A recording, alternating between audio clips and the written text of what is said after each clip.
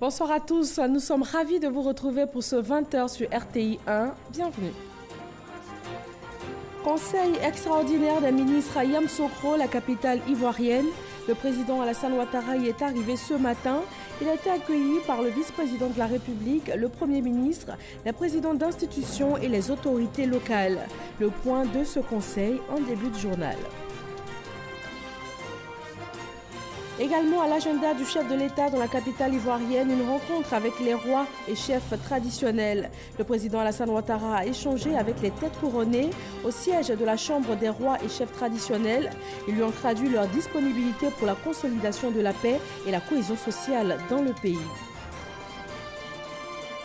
Sur la route de l'esclave, ces journées internationales mémorielles se poursuivent. Après Krenjabo, les Boni de Guyane, invités d'honneur ont été conduits à Kanganyozé dans le département de Tiassalé, sur la terre de leurs ancêtres. Ils y ont eu droit à un bain de purification à la rivière Bodo. Demain, 25 avril, le monde célèbre la journée mondiale de lutte contre le paludisme. L'Organisation mondiale de la santé annonce le lancement de tests à grande échelle du vaccin contre le paludisme au Malawi, au Kenya et au Ghana sur des dizaines de milliers d'enfants, principales victimes du paludisme. Bienvenue si vous nous rejoignez pour ce 20h sur RTI 1.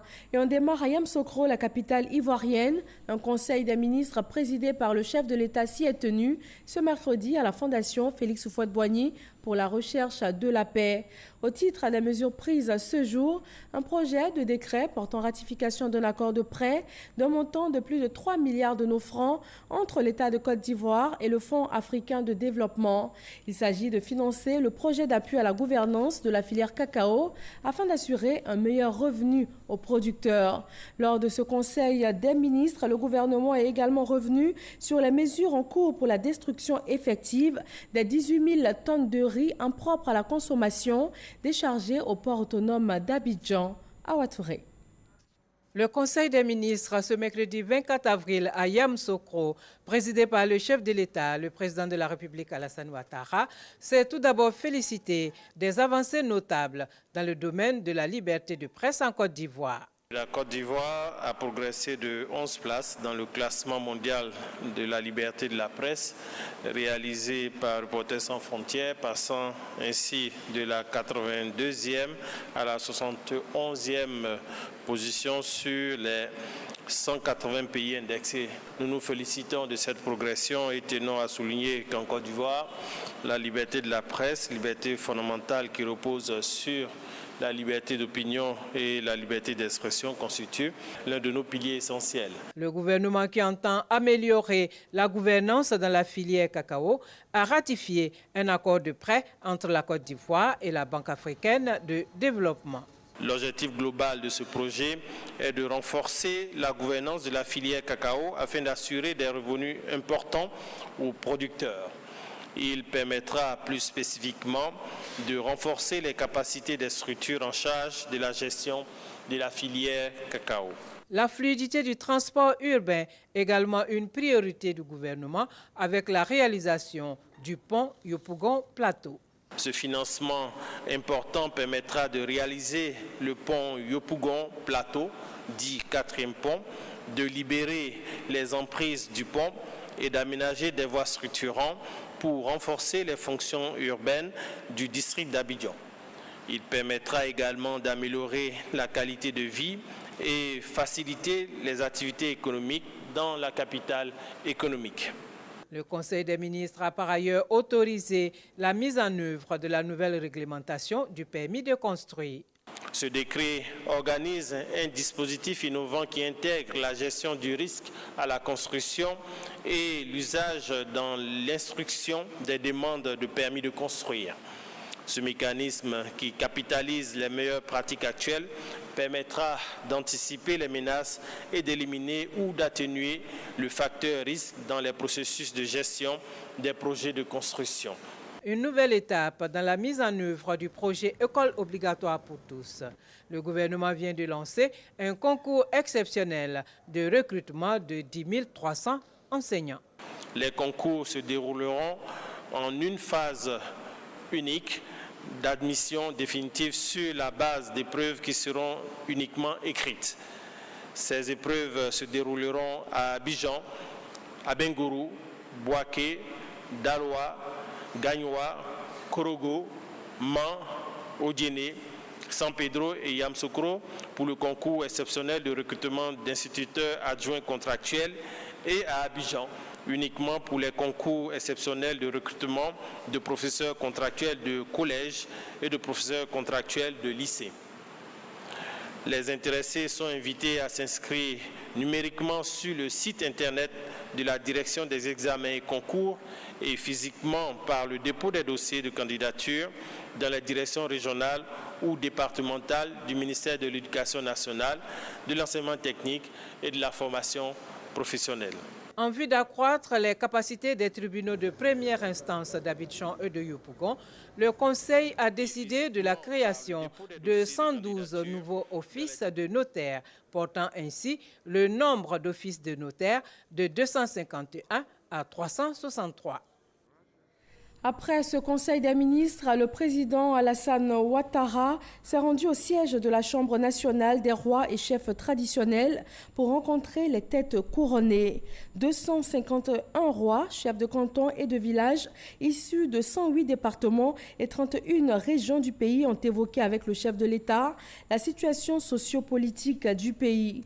Les rois et chefs lui ont également traduit leur disponibilité pour la consolidation de la paix et de la cohésion sociale en Côte d'Ivoire. Avant ce voyage à Yamoussoukro, le chef de l'État ivoirien s'est rendu à une exposition d'objets d'art uniques de la princesse Ira de Fürstenberg, une exposition organisée au profit de la Fondation Children of Africa de la première dame Dominique Ouattara. Il s'agit essentiellement de sculptures en cristal de roche et pierres semi-précieuses exposées au Sofitel Hôtel Ivoire d'Abidjan. Chiram Kofi Abola. Le président de la République, Alassane Ouattara, à l'exposition des objets uniques ce mardi au Sofitel Hôtel Ivoire d'Abidjan. Aux côtés du chef de l'État, plusieurs autres personnalités, notamment le vice-président Daniel Kablan-Duncan et la première dame Dominique Ouattara.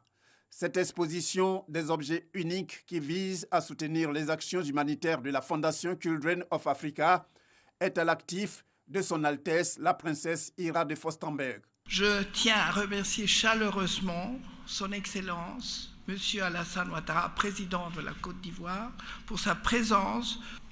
Merci encore, cher Dominique, ainsi qu'à toutes tes équipes pour ce travail important qui va aider les enfants dans son avenir de ce pays. C'est la deuxième fois que la princesse Ira de Fürstenberg expose au profit de la Fondation Children of Africa. La présidente de cette fondation, la première dame Dominique Ouattara, reconnaissante, situe l'importance de cette cérémonie. En février 2015, la princesse Ira de Fürstenberg organisait, en tant que marraine de la Fondation Children of Africa, sa première exposition d'objets uniques en Côte d'Ivoire. À cette occasion, les œuvres d'art de sa création furent exposées et les bénéfices reversés à la Fondation pour soutenir nos actions en faveur des enfants démunis. Je tiens à préciser en quoi l'événement qui nous rassemble ce soir revêt une grande importance. Les bénéfices des ventes de cette seconde exposition seront reversés à la Fondation Children of Africa. En effet, les gains collectés serviront à acquérir le mobilier et l'équipement de la maison de vie de l'hôpital Mère-Enfant de Bingerville. La maison de vie de l'HME a été construite dans l'enceinte de l'hôpital et la construction nous a été généreusement offerte par la Fondation Lalla Salma du Maroc. Ce bâtiment, qui jouxte l'édifice principal, servira à accueillir les enfants, démunis pour la plupart, qui ont besoin de soins et qui ne nécessitent pas une hospitalisation, ainsi que leur maman. Elle compte 24 chambres de 2 lits chacune, soit un total de 48 lits, et inclut une salle de cours, une cantine, 2 salles de jeux et 6 salles administratives. Les objets exposés, uniques en leur genre, sont des sculptures en cristal de roche et pierres semi-précieuses. Il s'agit d'une exclusivité que le président de la République, Alassane Ouattara, et les autres visiteurs ont pu découvrir. D'une exposition à une autre, le chef de l'État est parti de la salle des fêtes du Sofitel Abidjan Hôtel Ivoire avec le même plaisir à la découverte, toujours dans l'enceinte de l'hôtel, d'autres œuvres exposées pour marquer les journées mémorielles internationales de la route de l'esclave, organisées par les Bonis de Guyane. Et nous reviendrons tout à l'heure sur ces journées internationales mémorielles de la route de l'esclave avec l'étape de Tiasalé.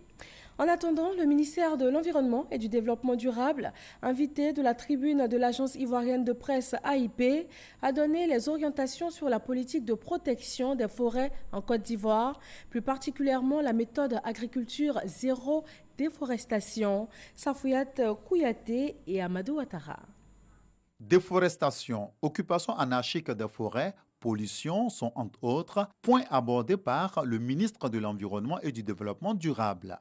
Ainsi, pour contrer les effets de ces problèmes, le professeur Seka Seka annonce des actions à cette tribune initiée par l'agence ivoirienne de presse AIP. Le ministère de l'Environnement et le ministère des Eaux et Forêts mettent en place une politique de reboisement. Aujourd'hui, nous parlons d'agriculture zéro déforestation.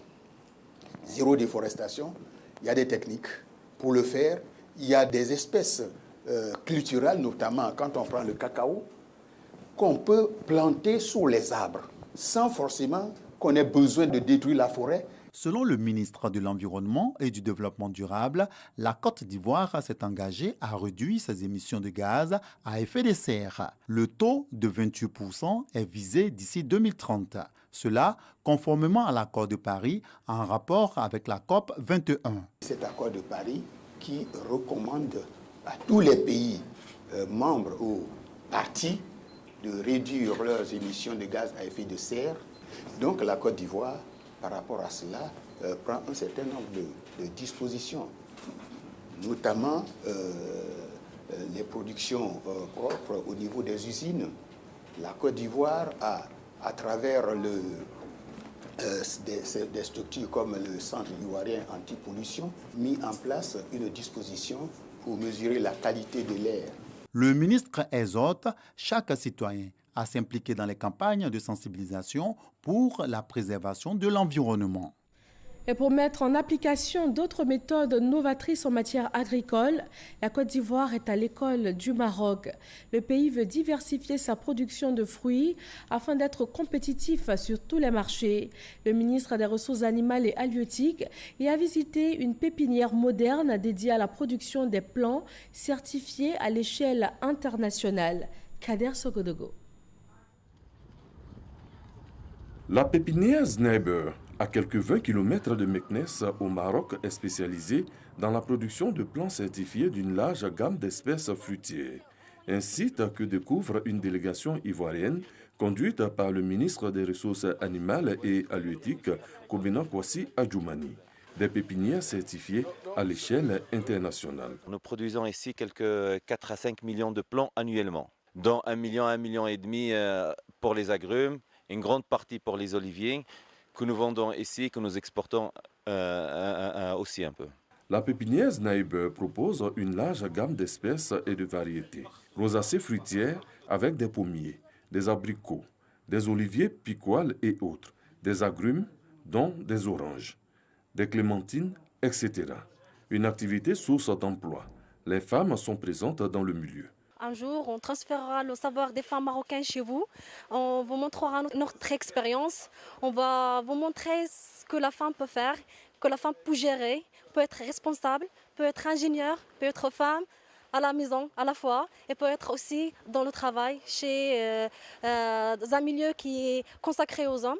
Une expérience enrichissante pour la Côte d'Ivoire. Nous sommes venus sur ce site pour d'abord engager un partenariat avec les experts qui sont là pour encadrer ce que nous faisons au niveau de la Côte d'Ivoire. Il est de notre devoir de venir à l'origine même des plans pour nous enquérir des réalités. Et ici particulièrement, nous avons vu qu'il y a beaucoup de variétés de plants qui donnent des fruits divers. Et pour nous, c'est une grande fierté de découvrir ce site. Des experts marocains viendront donc tenter de faire pousser ces pépinières sur le sol ivoirien. C'est pour bientôt. Un autre secteur particulièrement important pour le gouvernement ivoirien, celui de l'eau potable. La population de Nda-Kisikro, village situé à 7 km de Didiévi dans la région du Bélier, ont désormais accès à cette ressource de vie. Le ministère de l'Hydraulique a procédé à l'inauguration du château d'eau de ce village de plus de 3000 âmes, cela dans le cadre du programme Eau potable pour tous, initié par le gouvernement. Francis Boifo. Longtemps recherché, et j'en suis témoin. C'est comme je disais, nos devanciers, nos parents ont écrit, il fallait cotiser de l'argent pour payer une avance, tout ça, ça n'a pas abouti. Le président Alassane Ouattara soulage les populations de Nda à Kisikro. Ce village, situé dans le département de Didiévi, dans la région du Bélier, a désormais son premier château d'eau. L'ouvrage, d'une capacité de 50 mètres cubes, dispose d'une unité de désinfection et d'un réseau de canalisation de 4720 mm pouvant alimenter 3000 personnes en eau potable. Coût de réalisation, 210 millions de francs CFA. Il a été inauguré par le ministre de l'Hydraulique. Nous avons la responsabilité de mener des actions pour éliminer la pénibilité des femmes et permettre aux jeunes filles d'aller à l'école au lieu d'aller toujours à la rivière pour pouvoir chercher de l'eau. Pour parer au plus pressé, dit le ministre, 20 milliards de francs CFA ont été décaissés par le gouvernement pour la réalisation des ouvrages hydrauliques dans 50 localités du pays. Cela dans le cadre du programme Eau pour tous. En économie, on s'intéresse aux jeux de hasard, un secteur qui brasse chaque année en Côte d'Ivoire des milliards de francs CFA. Mais il est confronté à la concurrence déloyale.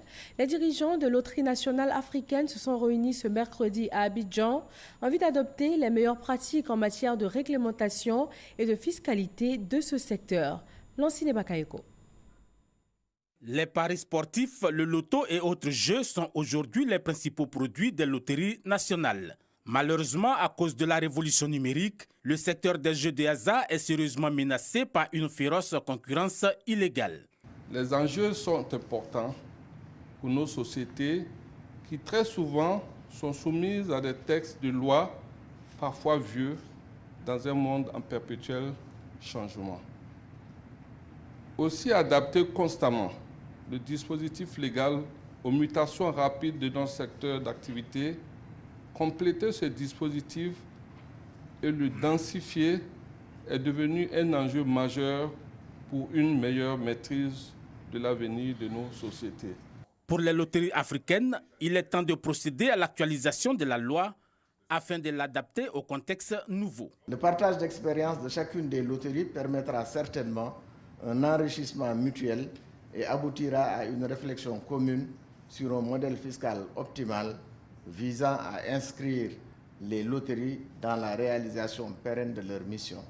Il s'agit d'engager un processus communautaire capable d'améliorer la compétitivité des jeux de hasard. Nous avons bon espoir que ce processus aboutira à une réforme institutionnelle et structurelle permettant d'assainir l'espace des jeux, de faire face à l'environnement concurrentiel et accroître les performances de la LONASI. En 2018, la LONASI, Loterie nationale de Côte d'Ivoire, a réalisé un chiffre d'affaires de 92 milliards de francs CFA. Sur ce montant, 55 milliards de francs CFA ont été distribués aux gagnants, tous produits confondus, et 600 millions de francs CFA ont été affectés aux œuvres sociales. Pour 2019, l'objectif est fixé à 105 milliards de francs CFA. La diaspora ivoirienne des États-Unis se réjouit du programme pro-développement du gouvernement ivoirien. De nombreux Ivoiriens vivant aux États-Unis ont eu une rencontre avec des cadres du RHDP. Moussa Konaté. Les Ivoiriens résidant aux États-Unis célèbrent le président Alassane Ouattara à New York. Le chef de l'État est félicité par la diaspora ivoirienne des États-Unis pour ses actions de développement en Côte d'Ivoire. À mes frères qui ont passé plus de 20 ans, 40 ans, 30 ans comme moi, pensons au pays. Pensons à l'intérêt national. Le président Ouattara a trop fait pour la Côte d'Ivoire. Et il continue de le faire. Pour cette reconnaissance au président Alassane Ouattara, la diaspora ivoirienne des États-Unis a bénéficié du soutien de nombreux cadres du RHDP, le Rassemblement des oufettistes pour la démocratie et la paix. Je voudrais surtout féliciter les frères et sœurs militants du RHDP aux États-Unis. Ils ont été formidables.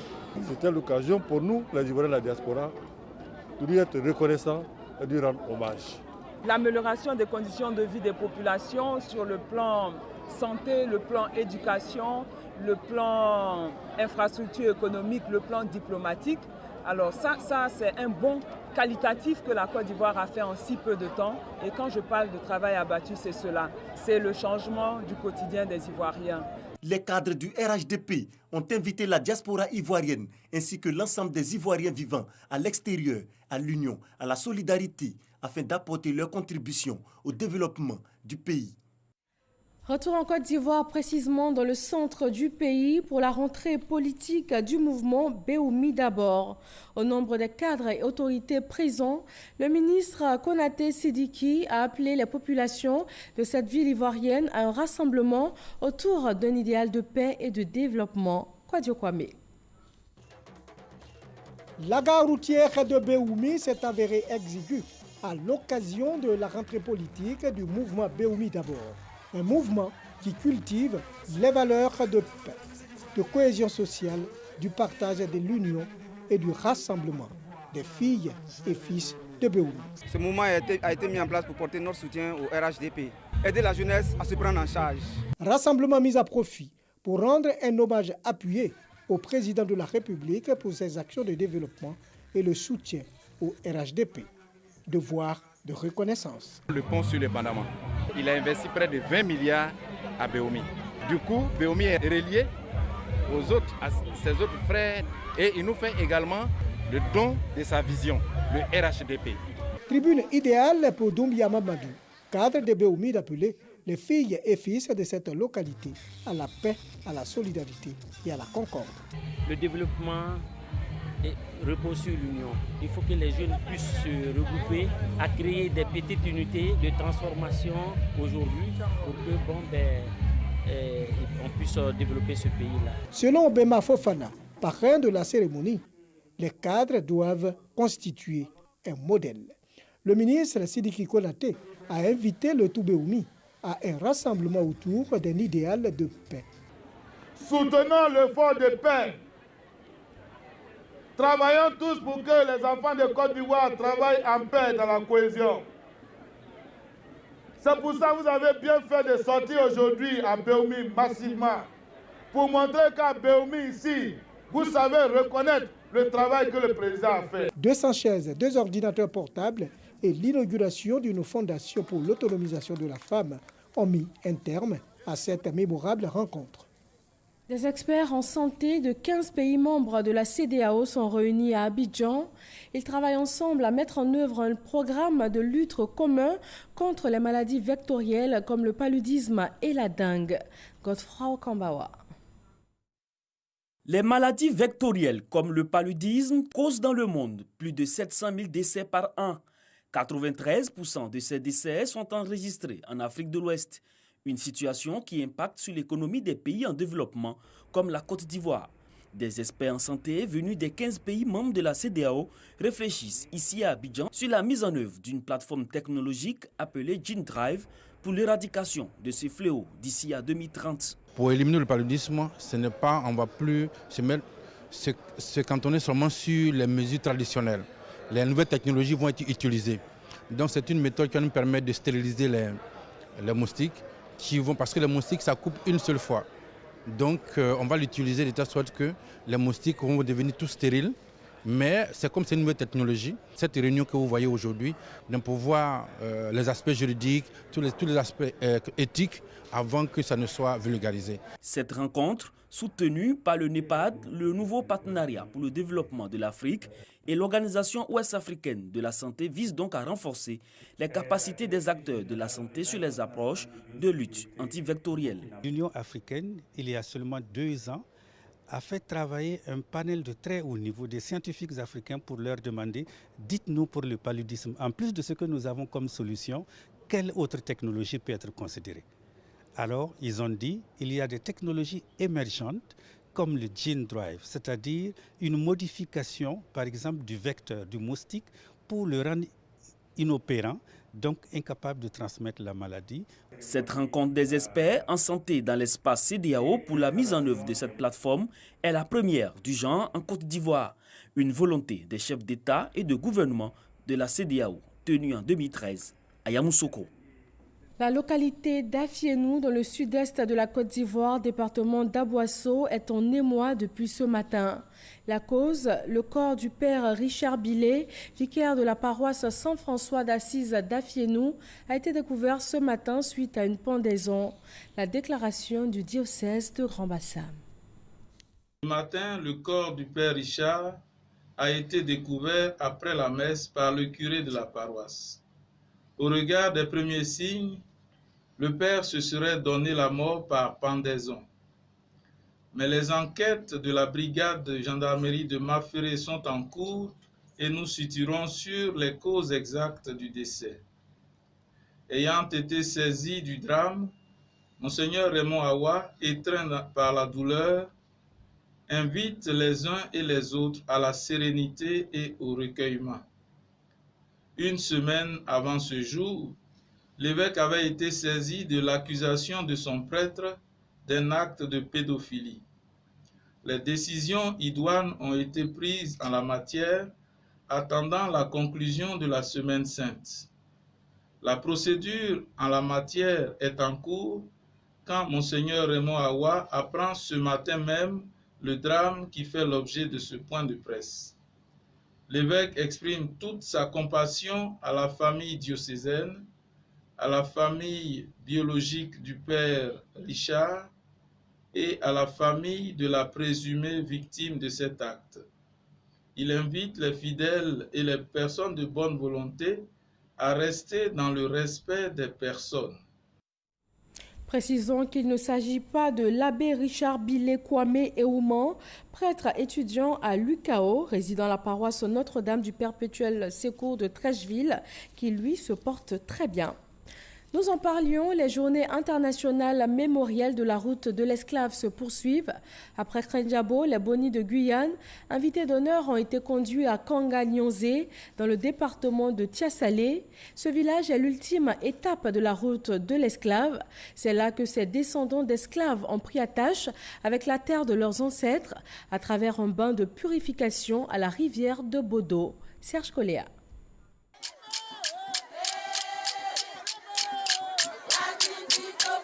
Kanga-Nyonzé, village du département de Tiassalé, et sa rivière sacrée, le Bodo, deux symboles forts de la traite négrière, telle que vécue au XVe siècle.